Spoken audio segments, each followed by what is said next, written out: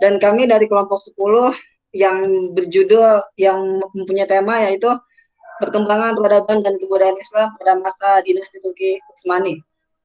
Yang beranggotakan saya sendiri Rahmat Zulfikar dengan NIM 115, adapun Baktiar Yusuf dengan NIM 93. Baik, untuk memperhemat waktu, materi yang pertama yaitu sejarah singkat berdirinya Kerajaan Turki Utsmani yang akan saya sampaikan sendiri.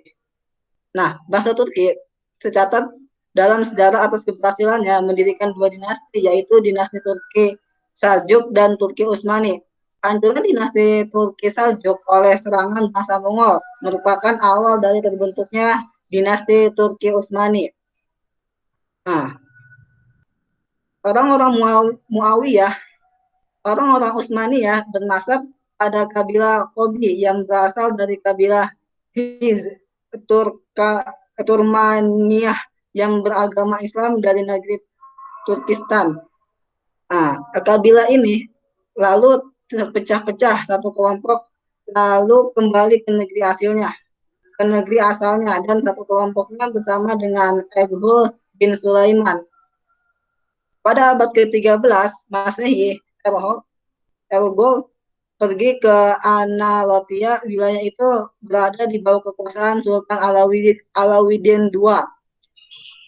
Nah, El-Tugrul meninggal dunia pada tahun 1289 Masehi. Kepemimpinannya dilanjutkan oleh putranya yang bernama Utsman atas persetujuan Alauddin.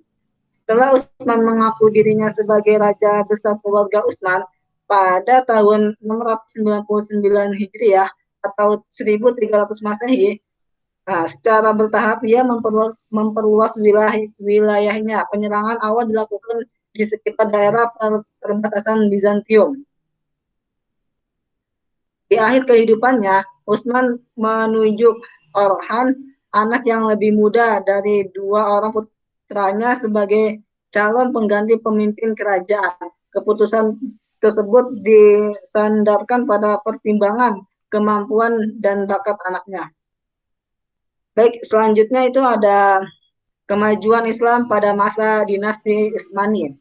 Akibat kegigihan dan ketangguhan yang dimiliki oleh para pemimpin dalam mempertahankan Turki Utsmani membawa dampak yang baik, sehingga kemajuan dalam perkembangan wilayah Turki Utsmani dapat diraihnya. Turki seperti Sultan Muhammad yang mengadakan perbaikan-perbaikan dan meletakkan dasar-dasar keamanan dalam negerinya yang kemudian diteruskan oleh Murad II.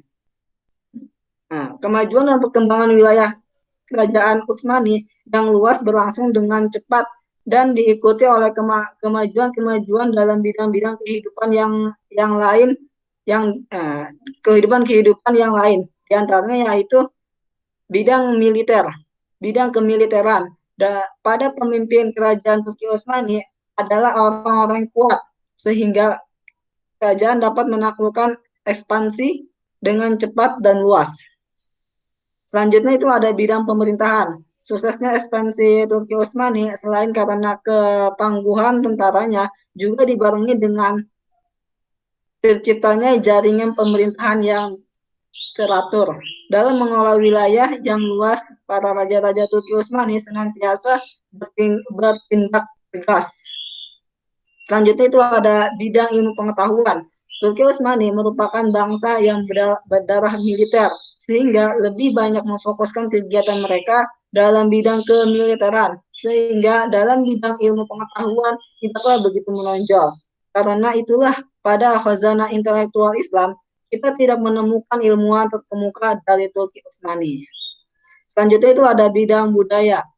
Pengaruh dari ekspansi wilayah Turki Utsmani yang sangat luas, sehingga kebudayaan merupakan paduan macam-macam kebudayaan. Di antaranya adalah kebudayaan Persia, Bizantium, dan Arab. Selanjutnya ada bidang keagamaan.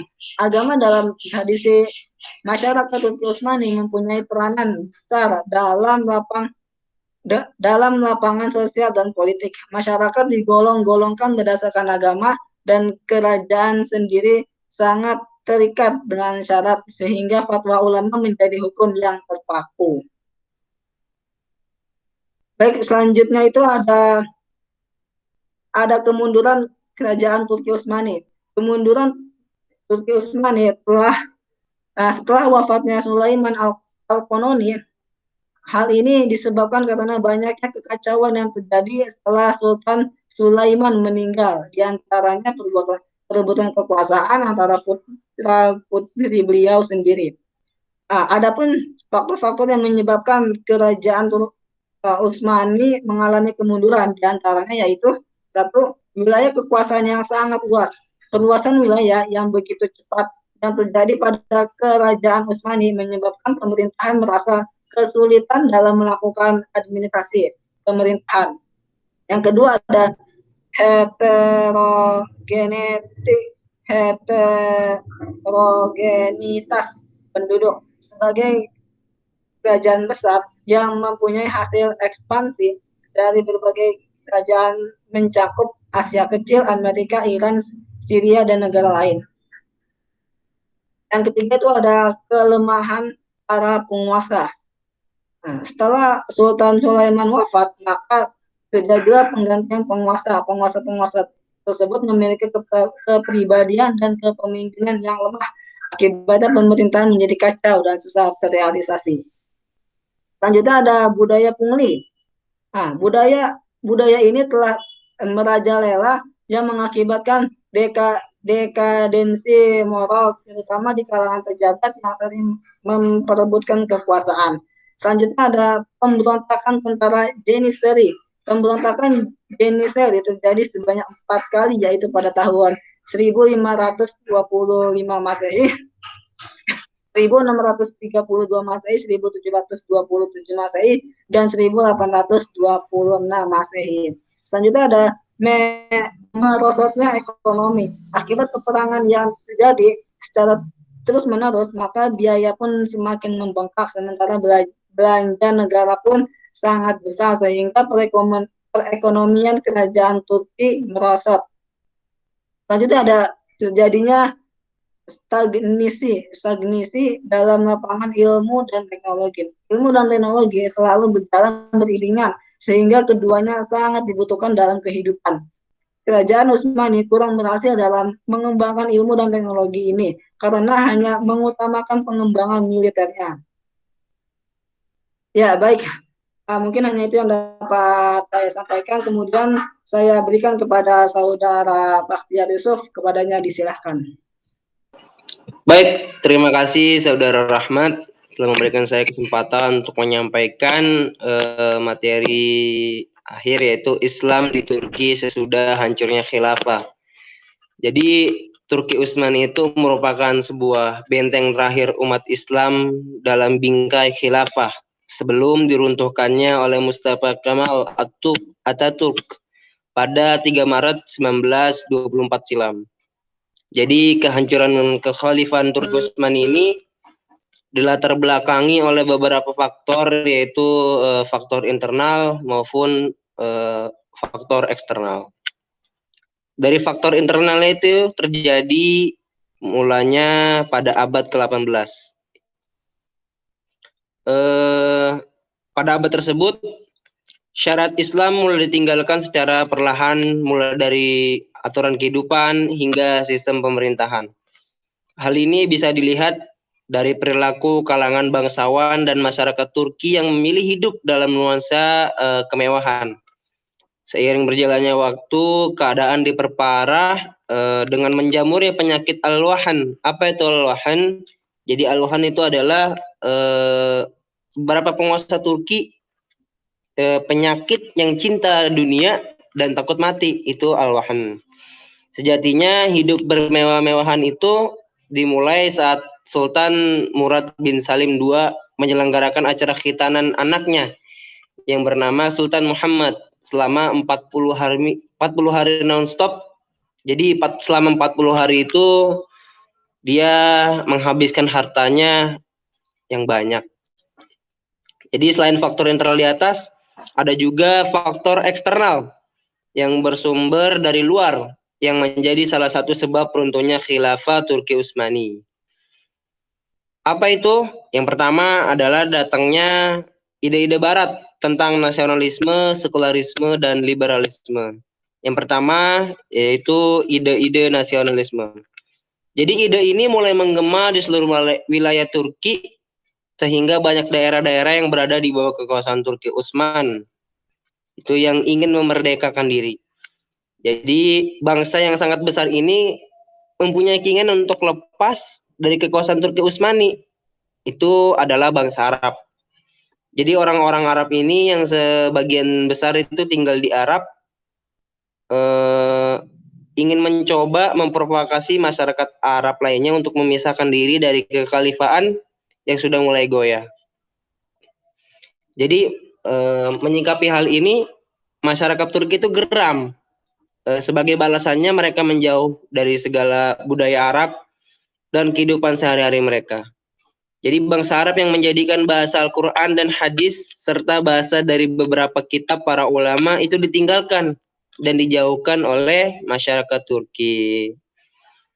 Kita lanjut lagi, di akhir masa kekhalifahan pintu-pintu futuhat itu tertutup. Apa itu futuhat? Jadi futuhat adalah pembebasan suatu wilayah yang dilakukan oleh umat Islam dengan maksud menyebarkan ajaran Islam kepada masyarakat yang dibebaskan, menciptakan keadilan dan sistem kehidupan yang baik. Namun pada akhir menjelang Utsmaniyah runtuh, futuhat itu sudah tidak lagi menjadi pokok besar kekhalifahan.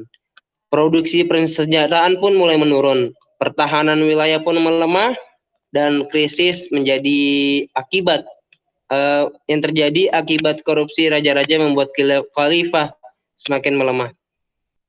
Jadi Turki Utsmani ini akhirnya tidak lagi menjadi negara yang ditakuti, tidak menjadi lagi negara yang disegani oleh kawan maupun lawan dalam hal pertahanan, keamanan maupun peradaban ilmu pengetahuan.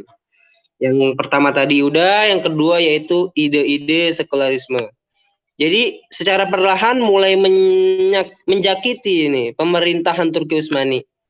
Dibentuknya pengadilan sipil pada abad 18 itu menjadi penanda resmi pemisahan agama dari sistem pemerintahan kekhalifahan.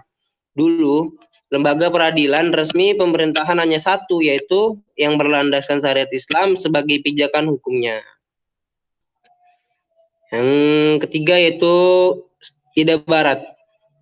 Kehancuran Turki Utsmani juga tak dilepas dari dua organisasi besar yang ada pada masa itu, yaitu Organisasi Persatuan dan Kemajuan dan Gerakan Turki Muda. Jadi kelompok ini bergerak dengan tujuan menjatuhkan Sultan Abdul Hamid II dan menjadikan Turki sebagai negara yang berlandaskan pada paham sekuler dan liberal. Salah satu yang dilakukan antara lain adalah melalui media cetak. Jadi propaganda tersebut tidak hanya disebarkan di wilayah Turki, tetapi juga disebarkan di beberapa negara Eropa untuk memperlihatkan cita buruk yang terjadi di pemerintahan Turki. Dan terakhir, faktor yang ikut serta dalam proses kejatuhan kekhilafan adalah kekuatan pemerintahan yang absolut. Secara teori, sistem khilafah harusnya tunduk kepada syariat dan kehendak rakyat. Namun pada prakteknya, teori ini tidak berjalan sebagaimana mestinya. Paradigma absolutisme justru menghasilkan mentalitas anti-inovasi pada masyarakat. Sebagai contoh dari pembatasan inovasi ini adalah lambannya perkembangan dari printing press yang baru ada pada 1727 karena dikhawatirkan persebaran dari buku-buku tersebut akan membuat rakyat akan semakin sulit diatur. Padahal faktanya apa? Faktanya dengan buku-buku itu intelektual dan inteligensia kaum muslimin semakin terasah dan dapat bersaing dengan dunia barat. Kondisi umat Islam pada tahun tersebut 1924, kondisinya itu umat Islam saat ini telah melewati sekitar 1400 tahun pasca kenabian. Telah banyak generasi yang mewarnai umat ini di muka bumi. Dalam suatu hadis, Nabi SAW menjelaskan periode kenabian akan berlangsung pada kalian dalam beberapa tahun. Kemudian Allah mengangkatnya. Setelah itu datang periode khilafah ala minhaj nubuwah, kekhalifahan sesuai manhaj kenabian. Selama beberapa masa hingga Allah Ta'ala mengangkatnya. Kemudian datang periode mulkan ada dan penguasa yang menggigit selama beberapa masa. Selanjutnya datang lagi periode yang namanya mulkan jabbariyan, yaitu penguasa-penguasa yang memaksakan kehendak dalam beberapa masa hingga waktu yang telah ditentukan Allah Ta'ala. Setelah itu akan terulang kembali periode khilafah ala minhaj nubuwah. Kemudian Nabi SAW diam. Hadis riwayat sahih. Mungkin itu saja yang bisa saya sampaikan. Kurang lebihnya saya mohon maaf. Saya kembalikan ke Rahmat Zulfikar. Ya, baik. Ya, baik. Terima kasih kepada Saudara Bakhtiar Yusuf karena telah menyampaikan materinya dengan cukup baik. Mungkin hanya itu yang dapat kami sampaikan. Kurang lebihnya mohon maaf. Wabillahi taufiq wal hidayah wa ridho wal inayah. Wassalamualaikum warahmatullahi wabarakatuh. Warahmatullahi wabarakatuh.